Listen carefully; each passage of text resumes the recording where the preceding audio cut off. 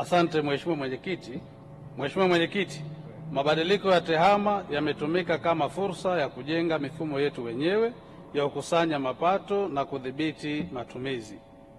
Mifumo hiyo imewezesha serikali kukusanya mapato kwa ufanisi na hivyo kudhibiti kiwango cha uvujaji wa mapato uliokuwepo kutokana na kutotumia mifumo ya kielektroniki katika ukusanyaji wa mapato. Kwa mfano, mara baada ya kuanza kutumia mfumo wa kukusanya mapato wa GPG, mapato yasiyo ya kodi yanakusanywa na wizara, idara na taasisi yaliongezeka kutoka shilingi bilioni 689 mwaka 2014-15 hadi kufikia shilingi trilioni 2.21 mwaka 2019-20, ikiwa ni ongezeko la takriban 400%. Asante sana Mheshimiwa Mwenyekiti.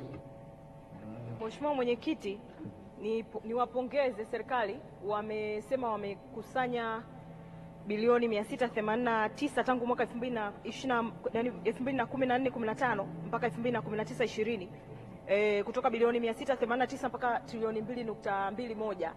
Lakini Mheshimiwa Mwenyekiti, ukiangalia majibu ya swali na swali nilouliza, swali langu halijajibiwa. Ila sasa najua kuna ethics za kutoa taarifa za mifumo. Najua ni taarifa sensitive na ndio maana hawajazisema. Wao wanasema kuna ongezeko la 400% na wanasema na wapongeza, lakini mimi nimetaka kujua mpaka sasa tumepoteza fedha kiasi gani. Kwa hiyo natambua kwamba inawezekana ni taarifa ambazo ni nyeti hawajazitoa. Kwa hiyo hata tukilirudisha halitajibiwa. Ila naomba tu tukubaliane, mimi sitakuwa na maswali ya nyongeza, lakini naomba tu tukubaliane kwamba kuna shida kubwa kwenye mfumo. Kuna pesa, upotevu wa fedha, na ripoti ya CAG inaonyesha kwamba kuna upotevu mkubwa wa fedha.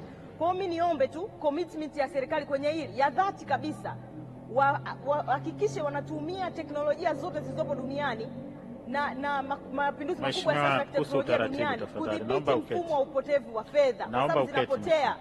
Naomba uketi. Mheshimiwa Nusrat Hanje, najua utaratibu unaufahamu.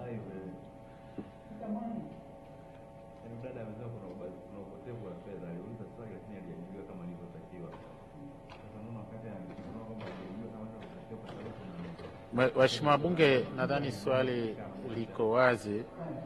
Linasema, je, serikali imepoteza fedha kiasi gani tangu mwaka 2015 mpaka 2020 kwa kutokuwepo usalama madhubuti wa mifumo ya usimamizi kufuatia mabadiliko ya TEHAMA duniani? Waheshimiwa wabunge, kwa uelewa wangu, ili swali hili lijibiwe lazima liwe linalinganisha.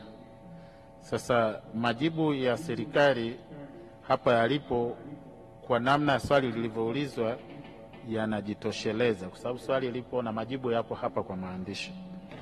Unless Mheshimiwa Nusrat Hanje ungependa majibu mengine, naomba nitoe tu maelekezo kwamba unaweza ukaandika upya swali lako kwa kulingana na majibu ambayo unayatarajia.